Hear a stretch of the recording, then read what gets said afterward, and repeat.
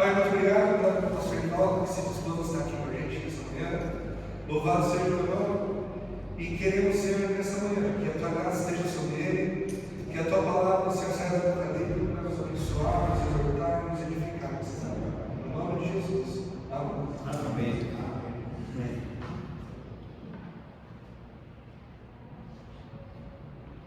Bom dia, meus irmãos. Bom dia. Estão ouvindo bem? Sim. Eu não estou me ouvindo, mas tem retorno, né? Tá bom. Estão me ouvindo? Isso é importante. Eu agradeço o convite dos irmãos para estar aqui nessa sucessão. Que vai, eu vai errar com eles. Como sempre, o pastor sempre era, né? Esse negocinho. Obrigado, irmão. Agradeço o convite dessa sucessão, pessoa do pastor Richard, do apóstolo aí. Não é apóstolo falando? Não chegou a carteirinha, não? Pastor Lucas também está aqui, eu conheço já há algum tempo. E é uma gratidão imensa estar com os irmãos e conhecer um pouquinho mais dessa ordem dos colegas. E desde já surpreso com a presença dos irmãos, essa simplicidade, né? Do conhecimento e tudo mais que os irmãos estão apresentando nesta manhã. Eu vou dar um breve panorama da minha pessoa, do que eu faço, mesmo porque eu não costumo fazer isso, porque eu penso que o púlpito é a exposição da palavra, palestrar, mas hoje é uma situação especial para que os irmãos entendam, né? Talvez porque eu fui convidado para estar com os irmãos, né? Pelo próprio tema que nos conduz a isso. Eu sou casado com Débora, 35 anos, 2 filhos, casados também, um filho está no Paraná, outra filha está em Jundiaí, trabalha comigo por lá. Sou pastor, advogado, empresário de 2 empreendimentos e um terceiro, pela graça de Deus, virá o ano que vem, presidente de uma ONG, membro da assessoria jurídica da CBS, escritório de advocacia em Jundiaí, outra base aqui em São Paulo, a empresa que nós temos aqui no Mundo das Artes também. Enfim, esse é o panorama, né?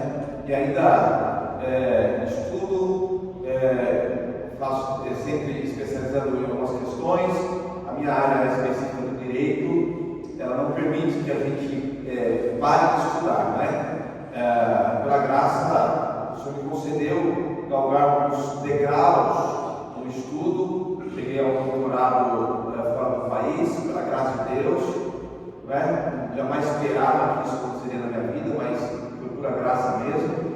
E então a minha vida é essa rotina, essa situação. Eu sou assim.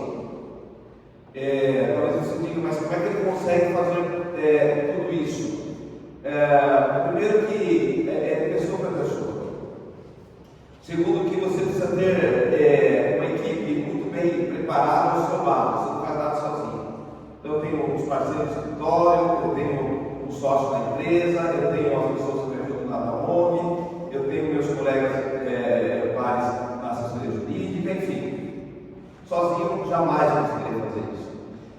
Eu penso que em tudo isso, uma coisa muito importante é a administração do tempo.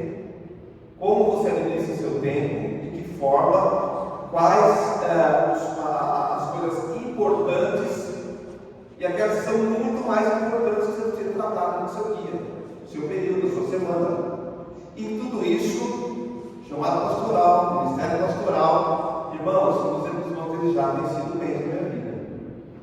E a gente entende isso, que estamos no caminho certo, quando a igreja ela passa a ser abençoada pela vida do pastor. O crescimento do médico é um indicativo que as coisas estão acontecendo, sobretudo o crescimento doutrinário de toda a igreja, não é número. Não me preocupei com o número da igreja, sim com qualidade da membresia. Esse que a gente busca. Então, o tema hoje é Ministério Pastoral e Vocacionado. Quantos são vocacionados aqui? Quantos são? Levanta a mão. Todos, irmãos. Todos nós. Agora, quantos são bivocacionados?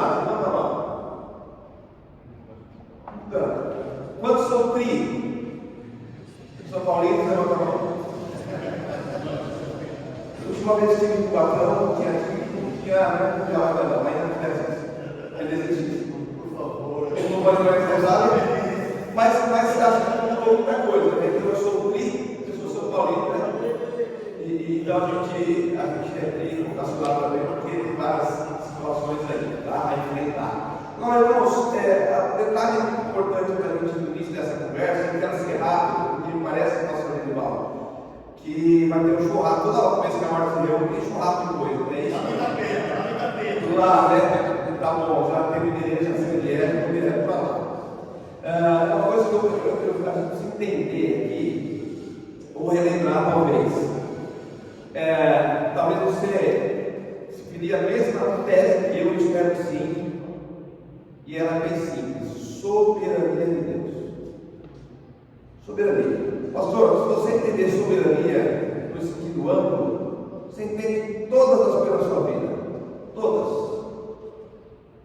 Para onde você vai, para onde você não foi, para onde você não vai. Soberania. Por exemplo, há alguns anos a gente tem trabalhado a ideia de irmos para o exterior. Não só de férias, mas passar um tempo por lá. E aquilo que vem no nosso coração crescendo, não foi até agora a vontade do Senhor. Voltei agora de uma viagem, mais uma viagem para lá. Uma igreja, alguns anos atrás, me convidou, fui para o exterior para conhecer o trabalho. Me apaixonei pelo trabalho mesmo, com os refugiados. Mas não foi o tempo do Senhor de eu ficar lá. O Senhor disse: não, vai lá para o Rio das Artes. Eu troquei a Europa por Rio das Artes, periferia, bairro periferia, igreja com 12 membros. A igreja está com quase 100 membros agora, 3 anos e pouco depois. Não foi voltar ao Senhor, a minha vontade é esperar, irmãos. Fui para lá agora de novo, acabei de chegar da viagem de lá, desse povo de férias. Eu não de férias, porque eu não tenho férias. Tudo que eu relatei, eu tenho férias na minha. Eu tenho tempos, pausa, paradas técnicas, só tem. É importante, nós vamos entender isso aí. Mas vamos para lá novamente, e aí a igreja ali mais uma vez, quando nós passamos, pastor, é agora a hora que você vem para cá, né? Eu falei: não, porque o Senhor não confirmou isso, porque, irmãos, eu prego e creio na soberania. Um momento o Senhor vai nos levar ou não, é dele, não é o meu coração. Todas as outras questões também que nos envolvem com a mudança dela. Então, soberania de Deus. Então, na soberania de Deus, se você entendeu isso, você vai entender por que você é vocacionado. Por que você tem seu tempo integral para a igreja. Porque a soberania de Deus. Na sua imensa soberania, sabe o que ele disse? Ora, lá em Jeremias 3,15, vai falar assim: e vos darei pastores. Quem vai dar pastor? Ele. E vos darei pastores segundo o meu coração. Não é segundo o seu coração. Então, se a gente entender a soberania, entendendo que o Senhor, Ele nos daria para o povo pastores segundo o coração dele, que envolve, o que está dentro desse segundo o coração dele. Senão a própria soberania dele diz assim: pastor, você vai ser bem vocacionado, pastor, você vai ter teu trabalho, pastor, você vai abençoar pessoas fora do seu ambiente da igreja. Mas eu fui para uma audiência aqui, assim que voltei de viagem, a primeira audiência no retorno, e eu coloquei no Waze para ver a distância, dava 1h30 até o fórum. Eu falei: Senhor, 1h30 de trabalho é esse, né? Eu vim até aqui tem mais 1h30. Deixei meu carro, eu não vou no carro, eu vou de Uber. Irmãos, foi a melhor coisa que fiz, tanto na ida quanto na volta. Eu pude pregar palavras como motorista do mundo.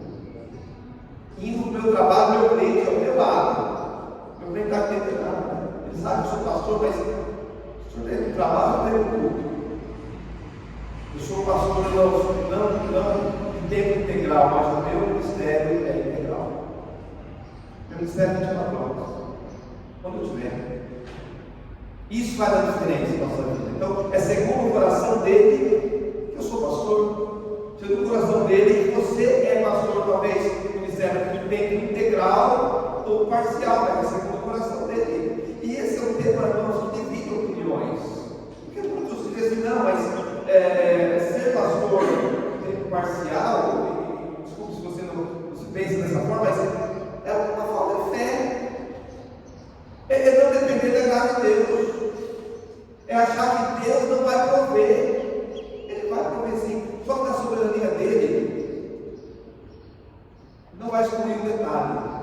A nossa responsabilidade. Deus é soberano, todavia não exclui a nossa responsabilidade. Não é dar ajuda a Deus, não é dar uma forcinha para ele, não é nada disso. É a nossa responsabilidade. Fazer as coisas, estar embaixo da submissão dele, da orientação dele. Então, louvado seja Deus, a igreja é muito abençoada quando ela consegue sustentar o pastor dignamente.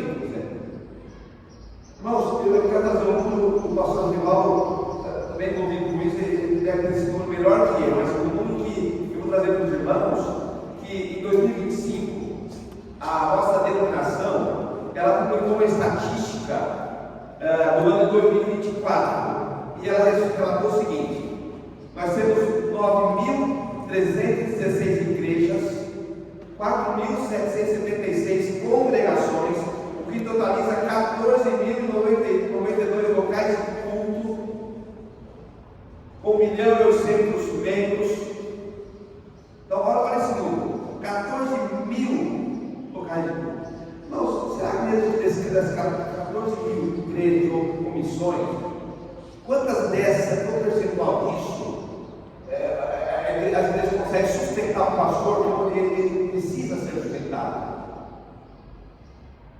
É um número pequeno. Quantas igrejas aqui na região de vocês, pense comigo, tem a condição de sustentar o pastor como ele deve ser sustentado? O pastor não é só o pastor, ele tem a esposa. Muitas vezes a esposa não trabalha porque ela acompanha, ela não é pastora, mas ela acompanha o pastor nas suas atividades. Muitas vezes o pastor tem 1, 2 filhos, hoje é difícil ter mais que isso, mas 3, 4.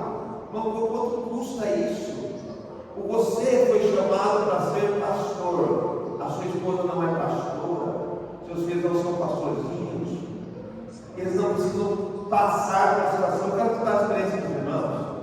Meu pai é pastor há muitos anos, hoje já há 84 anos, auxiliando pastor na região de Jundiaí. Mas quando eu tinha 16 anos, meu pai foi disciplinário, ou ministério. Primeira igreja que ele assumiu, irmãos, ele deixou todo o trabalho que ele tinha, e a gente tinha, nós passamos por necessidade até meus 6 anos de idade, não ter chinelo para ir para a escola, e nos descalço mesmo. Depois dos 6 anos de idade, eu me lembro que a coisa começou a melhorar, porque ele estabeleceu um comércio dele lá e tal, não sei o que, começou a melhorar.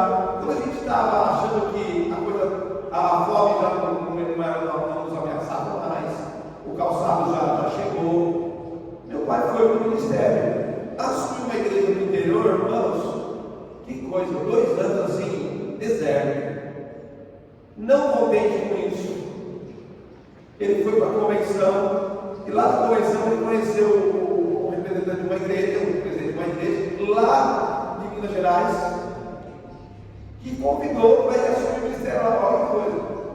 Na conversa de almoço, pastor, na igreja está falando, pastor, nós vamos para lá, e vamos. Ele chegou na convenção, depois de 4, 5 dias, para a mulher, arruma tudo, nós estamos mudando para Minas. Meio do ano, as crianças estudando, aí não entendeu nada. Arruma a minha falou, mas como assim? Arruma as caixas.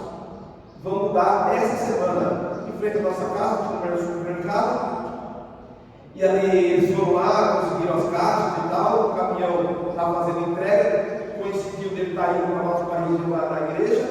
Irmãos, em uma semana nós mudamos para Minas Gerais.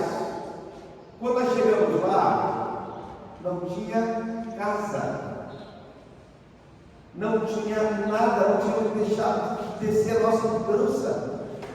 Você imagina que isso causou em 4 filhos? uma idade de adolescência, 18, 19 anos, ninguém estava mais querendo saber esse negócio de igreja. Não me fale de pastor na minha vida. Não me fale de igreja na minha vida. Olha, veja o trauma que ele causou na nossa família. Pela graça de Deus, o Senhor restaurou. Dos 4 filhos, apenas eu retornei e pedi a graça. De fato, meus 3 irmãos não querem saber. Até hoje. Então causou um problema. Então, assim, a gente não pode dar o luxo, irmãos, de causar um problema na nossa família. Sustento, educação, não sei o quê. O ministério, ele é o mais importante da minha vida. Por isso que eu falei para o irmão aqui, o ministério ele é o mais importante da minha vida. Então Deus, família e igreja. Não inverta essa ordem. Deus, em primeiro lugar, família, cuida da tua família, você cuidar da tua família, quem vale você cuidar da igreja. Irmãos, eu não fico mais depois de culto da meia-noite, 1 hora da manhã, não fico. Olha, vamos marcar amanhã, vamos marcar outro horário. Eu não vou deixar a minha cidade sempre com minha esposa e minha família por conta de aconselhar irmãos que acham que você vive para eles. Enfim, são várias situações. Mas nós vamos entender isso segundo o coração do Senhor, é que nós somos pastores, seja de uma forma ou seja de outra. Seja integral, ministério integral, ou seja, o tempo integral, o parcial, nós somos pastores. Nós temos um fundamento bíblico que vai nos balizando, né, em todas essas questões. Claro, o texto lá, o chavão lá, que você conhece, ele ouviu Paulo trabalhar com o cara, então você já conhece essa parte. Sabe que Paulo, quando precisou trabalhar, trabalhou. Quando não precisou, não trabalhou. E ele reconheceu, olha, eu de repente ter sido permitido isso com vocês não me sustentarem, né? A igreja é menor do que vocês, me sustentou, vocês me sustentam. Então, assim, uma das questões que eu aprendi também nisso, quando eu reflito sobre Paulo, muito trabalhar e tal, embora eu aqui, pastor aqui, tenha atividades do escritório, eu tenho hoje em média de 500 processos que o meu nome, 500 processos que estão acontecendo, mais as empresas e tal. De fato, eu não preciso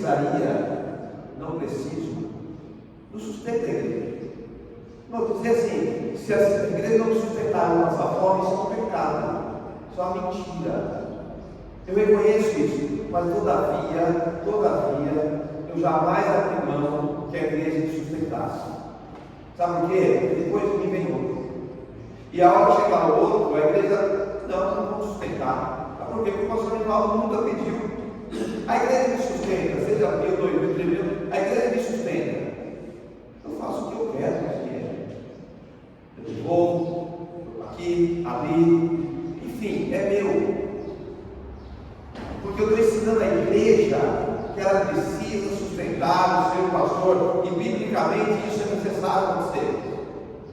Então, abrir mão, irmãos, do sustento pastoral, porque você tem uma condição, um outro trabalho que não era bem, não está certo. Você tem que ensinar a igreja assim, não é? Então, Paulo nos ensina isso. Se você olhar para o Provérbio, por exemplo, 22, 29, vai dizer assim: viste o homem diligente na sua obra. Vocês viram o homem diligente no que ele faz? Olha só, perante reis será posto. Irmãos, o nosso trabalho permite falar com reis, com pessoas muito acima do nosso nível, vamos dizer assim, muito acima, sendo que em outra situação eu não estaria lá. Pense comigo. Segundo o meu coração, você pega o número e fala com motorista da minha graça. Segundo o meu coração, você bate o patente do juiz e diz que ele é juiz. Como eu já disse, o Senhor, ele falou: eu sou Deus. O Senhor não é Deus. No máximo, entre Deus e graça está no meio. Fala isso, o Senhor não sabe, né? Não tem problema. Foi uma oportunidade que eu falei: vamos conversar um pouquinho. Terminou a vez, vamos conversar um pouquinho. Oportunidade. oportunidade, irmãos, que o Senhor me dá no meu trabalho. Que oportunidade no meu trabalho? Mais uma vez. Chegou um rapaz no meu gabinete, no escritório, e disse que queria fazer um divórcio. Eu falei, mas por quê? Ele foi indicado por uma pessoa que era dentro da minha igreja. Porque eu veio para minha esposa. Eu falei, olha, era uma sexta-feira. Isso era uma sexta-feira. Sábado e domingo teremos encontro de casais da minha igreja. 2 dias de encontro. Eu disse, ok, vamos deixar a questão técnica claro um pouquinho. Eu quero convidar você e meu esposo para participar dos acampamentos da minha igreja para casais, sábado e domingo. O doutor, você está maluco. O senhor não conhece a minha esposa. Levantou a camisa, olha aqui, ó, 2 facadas. Eu falei, mas se você for, você não vai deixar longe de mim? Fica com ela longe, aí você vai. E ele, ok, eu vou falar para a feliz, né? Se ela quer ir no casais, ela vai e tal. Mas eu quero negociar porque é o seguinte: se na segunda-feira sua vida não estiver transformada, eu faço o seu divórcio com um centavo. Fiz uma troca com ele. Sabe por quê? Porque eu confio no meu Deus. É meu Deus que me autoriza a fazer isso. Foi do ponto, eu batizei o casal. Na segunda-feira, esses 2 estavam transformados. Firme na igreja. As marcas ainda estão lá. Mas o coração está transformado. Qual a oportunidade que eu teria de agir, de ser o instrumento do Senhor na vida dessas pessoas, se eu não tivesse no escritório? Então, isso me conforta. Mas eu vou encerrar aqui meus exemplos. O colega ligou, doutor, eu estou viajando, vai ter uma audiência daqui 2 horas. O senhor pode fazer audiência para mim? Eu não consigo chegar, é um divórcio. E eu nunca fui especialista em divórcio, mas o senhor fala umas coisas da minha vida. Eu não gosto muito dessa área. Aí eu, ok, tá, então na cidade eu faço para você. Irmãos, eu não conhecia a parte, o nome do cliente é esse. É o divórcio, é simples assim. Você vai chegar lá, o divórcio vai estar resolvido, as pessoas já vão colocar esse divórcio. E tem um detalhe: quando terminar o divórcio, eu vou receber os meus honorários. Ele disse. E cara, tá bom, você está dizendo, vamos lá. Fui no fórum, cheguei, peguei um plano danado, cheguei, a audiência nunca começa o horário. Tem fogado aqui não? Raramente começa o horário, aquela bendita audiência, irmão, começou no horário. Eu cheguei, porta fechada, olhei, não tinha ninguém na sala de espera, já começou. Bati, abri um pouquinho a porta, a juíza, pois não, doutor? Eu falei, eu vim fazer audiência. Para quem? Falei, olhei, é o homem, né? Eu não sabia, quem é o homem, eu sabia. Para ele. A juíza olhou e falou assim, mas ele é seu advogado? O rapaz olhou e falou assim, não. Eu falei, não, o doutor lá estava aí. Sentei na mesa lá, fiz a pegar no pontapé. Ela falou assim, doutor, já que o senhor chegou de um dia atrasado, eu quero a sua opinião sobre tudo isso aqui. Eu não tenho processo. Eu falei, divórcio. Eu falei, a senhora quer mesmo a minha opinião? Eu acho que o senhor fez a mesma besteira. Eu acho que eles têm que reconciliar. Eu fui nessa. Eu acho que não tem nada dizendo para que se divorcie. Acho que o doutor, 1 ano e meio de processo, eu posso saber. Não, eu estou subindo agora. E aí olhou para o cliente e falou, o que o senhor acha? Ah, eu acho que eu também concordo com o doutor. Olhou para a mulher e falou, o que o senhor acha? Mas o que eu mais quero é continuar casado com esse homem. A juíza passou o sábado dando nós. Isso não se faz. Pior que eu fiquei com o meu colega, né?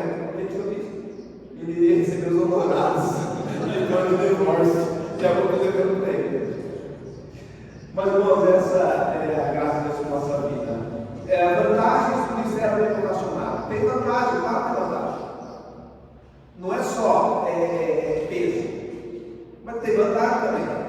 A vantagem, você tem seu sustento próprio e com dignidade, porque a igreja não vai te dar. Não vai conseguir, você conseguir sustentar a tua família, dar o estudo dos teus filhos, é a vantagem. Né? Ele não depende da igreja, ele depende de Deus. E Deus vai sustentando, vai dando, você vai considerando isso aí. Não é? Você vai começar a tocar seu carro. O irmãozinho vai dizer, olha, nós estamos ganhando Você não pode, quando você tira férias com a família, você vai lá no Congresso, você paga o ano inteiro, 12 parcelas. Aí você vai lá para as suas férias, você vai lá, você é integral. Aí eu falo, nossa, nós vamos lá no Nordeste, sem Deus da igreja. Você vai viajar, está pagando, você volta, vai continuar pagando, não estou fazendo. Então, essa é uma vantagem. Você tem o seu recurso, você pode aplicar da forma que você quiser, sem, inclusive, dar satisfação do seu dinheiro. Quando você consegue administrar tudo isso, você passa a ser também um exemplo da sua igreja, da sua comunidade. Olha, o pastor trabalha, o pastor estuda, o pastor prega, o pastor cuida da igreja. Não é fácil, tudo que é fácil. Mas ele dá conta, tudo que dá. Meus filhos, quando na época que não queria estudar, na fase de adolescência, eu disse, meu filho perguntou uma vez, pai, até quando eu consigo estudar? Enquanto eu estiver estudando, você vai estudar. Eu estou até hoje. Ele casou, está na terceira faculdade dele, mas eu lembro disso até hoje, eu falo. Exemplo, alguns exemplos. Uma vantagem, aquilo que eu disse, o contato mais direto com as pessoas, com a sociedade, com alguns setores da sociedade, seja prefeitura, seja empresa, seja escritório, o que for, seja no Uber. É uma vantagem, não leva isso como peso, irmão. Volta sempre ao princípio, soberania de Deus. Se você está nessa função, nessa situação hoje, soberania de Deus, vamos ter temporada para gastar dinheiro. Vamos ter que começar a acreditar nos nossos próprios esforços. Outra vantagem, nós vamos aliviar esses 14 mil igrejas que eu falei aqui, nós vamos aliviar bastante, porque elas não conseguem sustentar. E não vão ter pastor? Não. Você já teve, talvez, imagino assim, oportunidade de conhecer um pouquinho o tempo para lá também, para a Europa. Você conhece a realidade da Europa? Sabe o que está acontecendo lá? Não tem pastor. Não tem pastor. Eles estão me chamando várias vezes, pastor, vem aqui, tá bom, fui para lá agora, tá bom, vamos conversar aqui. O pastor quer que eu vá para lá, Batista, que está perto de Lisboa, eu vou conversar aqui, tá, você vai já saber o que eu faço lá. A igreja aqui conseguiria sustentar quando? Pastor, não tem sustento. Tá bom, então eu deixo tudo lá. É na loucura que meu pai fez lá atrás, que eu vou fazer, seja por uma Europa, eu vou fazer. Não consegue. Daqui um pouquinho a igreja consegue 500 euros. Ok. E se a igreja chegar aos 20, 30 membros, vai conseguir 1.000 euros. Não sabe quanto que você precisa? A gente precisa para se manter lá. Você, esposa, e máximo do filho, 2.500 euros. 20 mil reais. Estão sem pastores. E você sabe por quê? Porque a igreja, ela tem essa mentalidade, ela não sustenta pastores. Mesmo que ela tenha o recurso, e algumas têm, elas não sustentam porque elas não foram ensinadas a sustentar pastor. E aí, quando estão sem pastores, os pastores não vão para lá, e as igrejas estão fechando, quando não vem 10 membros. Veja que essa realidade, ela existe. Existem os desafios do Ministério Vocacional. Claro que existe. Conciliar o tempo. Você precisa fazer tudo isso aqui e preparar o bom sermão, que é muito importante. O que faz a nossa igreja crescer, irmãos, não são as atividades, não é o cafezinho, isso é muito importante, é a palavra. Irmãos, se a palavra de Deus não mudar a vida das pessoas, nada vai mudar. Não há nada nesse mundo que mude o coração do homem, senão a atuação milagrosa do Espírito Santo. O chamamento à graça, o deixar de existir a graça. É isso que muda o coração. Como é que essas pessoas serão alcançadas se você não preparar um sermão bíblico? Não ficar inventando as coisas aqui para encher tempo. O louvor coloca vai assim, tem 4 minutos, coloca vai tudo aí. Aí o pastor despreparado aí, ele vai dar no tempo do sermão. Aí ele vai para o culto e pega 10, 15 minutos, irmão. 10, 15 minutos você não consegue expor o texto bíblico, levar ao pecador ao arrependimento. Você não consegue, irmãos, no mínimo 30, 40 minutos. No mínimo para você conseguir aprender a chamar atenção, que as pessoas entendam. Então, assim, dos desafios é sim conciliar esse tempo. Você tem o seu negócio, tem sua atividade, você tem o seu tempo, tem família, tem igreja. Agora, a questão é, então, pastor, é possível o Ministério Educacional? Muito possível. Agora, não, cuidado com isso aí. Onde é que você vai trabalhar? Você está assumindo um turno de uma empresa que de manhã, você não está de manhã, ou está à tarde da noite, no final de semana você não vai poder dar ciência para ele. Não é assim também. Você vai assumir qualquer serviço? Não. Você precisa do Senhor, olha, na tua soberania, Senhor, me abençoa. Se eu estou no trabalho tomando tempo, eu quero um trabalho diferenciado. Eu quero um trabalho que eu consiga fazer algo. Não, você tem vários cursos de qualificação e técnica. Você pode fazer, tem faculdades, graça, tem curso que você pode em 6 meses, 1 ano, já está trabalhando para você. Isso é a bênção. Eu atendo as pessoas no escritório, eu quase atendo. Eu tiro meu tempo devocional todas as manhãs. Porque eu tenho esse trabalho com flexibilidade. Você precisa buscar isso também. Não é qualquer trabalho que nós vamos assumir, não, né? Tem uma questão que é um desafio, que é a questão da pressão emocional. Vai pressão da pessoa, mas assim, a pressão de fazer tudo isso, de fazer bem feito, ela é grande. Uma pessoa como eu, por exemplo, de mim, irmãos, eu procuro excelência naquilo que eu faço. Eu me cobro entregar resultado. Se nós somos processo, eu não consigo entregar, eu não estou vendo algo no da minha empresa, eu não consigo, o equipamento estiver nas condições, eu não faço nada, vou público se eu não consigo entregar para os irmãos. Então, assim, eu me cobro nisso e o desafio é essa pressão emocional, ela está muito perto da gente. Você precisa aprender a correr com isso. Tenha suas paradas técnicas para aliviar essa pressão emocional, tenha essas paradas técnicas, né?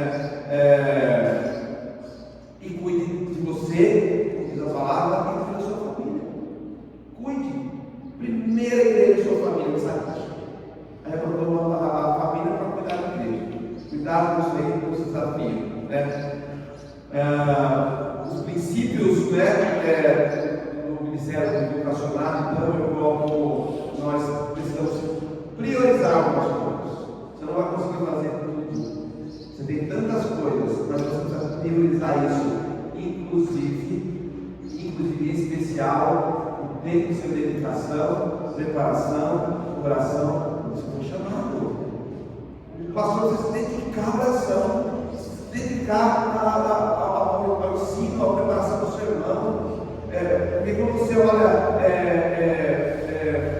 por exemplo, para Atos 6,4, o que vocês vão dizer lá? Quanto a nós, foi quando surgiu a figura dos diáconos, né? Os apóstolos disseram assim: quanto a nós vamos consagrar a oração e ao ministério da palavra.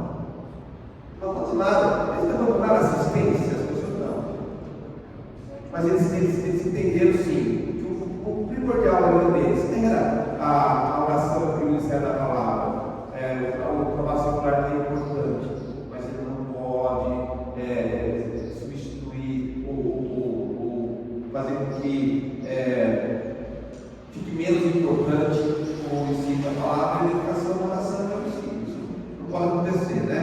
Organize seu tempo, né?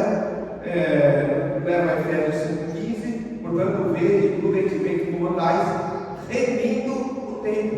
O que eu falei? A base disso, organize seu tempo, priorize as coisas que são realmente importantes na sua vida. O cafezinho da igreja não é sua obrigação. O que tem copo na cantina também não é sua obrigação. Tem que ter o irmão para cuidar disso. O abrir e fechar o tempo não é sua obrigação. Priorize isso. O que é a minha obrigação? Preparar a palavra, orar, considerar os irmãos, abraçar os irmãos, receber os visitantes, enfim, é isso. O ministério da palavra, não é o ministério da cozinha. Eles são muito importantes, nós somos da cozinha, são maravilhosos. Ao café que ofereceram para a gente. Mas não é a obrigação do pastor, não é atrás disso. E vira e mexe acontece, não é só comigo acontece isso. Pastor, falta um copo na cantina. Claro, nesse caso, eu não sou carequinha. Porque eu não vou cuidar você. Eu cuido de outras coisas. Então eu priorizo o meu Deus. Dependa de Deus. Posso outras coisas naquele que me fortalece. Nele nós podemos todas as coisas, né, do Senhor. Cuida da sua família. Leva os irmãos a 1 Timóteo 3, obviamente, né?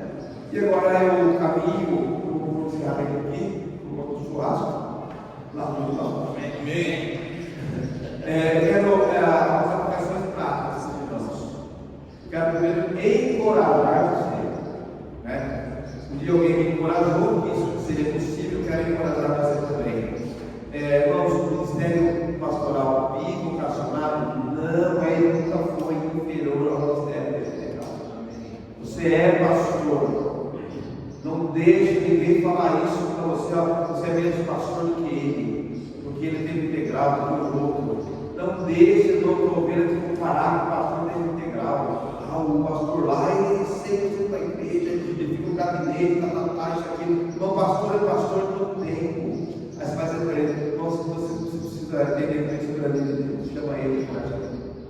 Qual que é a escolha de Deus para a minha vida, nossa vida nesse tempo? Eu quero convidar você a dar testemunho quando você estiver, no seu trabalho, no carro, no ônibus, no Uber, na empresa, encontrar você a dar testemunho da sua vida como pastor e da sua fidelidade a Deus. Ensina a tua igreja a valorizar você, a valorizar o sustento, sim, né? Mesmo que você devolva de alguma forma, que você deles, e eu espero que isso seja possível na tua vida, pela tua profissão, trabalho paralelo, mas não deixe ninguém demover a menosprezar vocês quanto a isso, né? Equilíbrio é muito importante em todas as coisas. Equilíbrio, não tanto lá, não tanto cá, equilibra a tua vida. Se tem as mesmas 24 horas que eu passo, os problemas também. Se tem as mesmas. Então nós todos temos o mesmo tempo, mesmo 24 horas. Equilibra isso na tua vida e vai dar tudo certo. E se prepare, nossa capacitação. Mas eu trabalho pela igreja e tenho tempo para ler um livro. Olha, já está um tempo. Eu priorizo alguns cursos da durante o ano. Um deles é o Ministério Fiel lá em Vitória. Uma semana, largo tudo. De lá eu trabalho, sim, nos meus intervalos, trabalhando aqui, respondendo cliente, não sei o que, à noite, vou fazer alguma coisa, fazendo peça. Estive viajando agora 18 dias fora do Brasil. Você acha que eu fiquei 18 dias de férias? Minha esposa está de férias, não. E ali a gente estava no fuso horário, enquanto as pessoas dormiam, eu trabalhava lá. Ué, foi uma opção minha. Minha esposa não tem isso desde que nós casamos. A minha vida é assim. Prioriza isso, se prepare, se capacite, em especial com a palavra e a Senhor e a atuação. Né? Eu quero estar concluindo com os irmãos. O ministério bivocacionado. Ministério pastoral bivocacionado. Ele é bíblico. Eu falo com todas as letras. Ele é legítimo. Legítimo. E ele é muito honroso. Muito honroso. E eu fico feliz que tem muitos pastores que, como dessa vez aqui não comigo, dessa questão honrosa, que a gente dá conta de todas as coisas. Ao conciliar tudo isso e as coisas acontecerem, não é? A gente sabe. E o segredo para tudo isso aqui, soberania de Deus, dependa da graça de Deus, capacite, esse é o segredo, construir seu tempo. Né? Eu quero finalizar aqui com os irmãos. Cada pastor bivocacionado aqui, nunca se esqueça que o valor do ministério não está no tempo integral ou parcial, mas ser fiel ao Senhor que nos chama, nos capacita. Amém? Amém. Vamos orar. Senhor nosso Deus, quero agradecer ao Senhor pela oportunidade de estar aqui com esses irmãos, falar com amor e graça e contar um pouquinho da minha experiência também, meu Deus, quanto pastor, quanto empresário, quanto advogado. Deus, de oração, o Senhor nos capacite em tudo isso e jamais nos desviemos da fiel pregação da tua palavra. Capacita, Senhor, todos nós, sustenta todos nós, jamais nos esqueçamos da soberania do nosso Deus, como grande é o nosso Deus. Eu oro e agradeço que as oportunidades estamos aqui. Continue ministrando, nós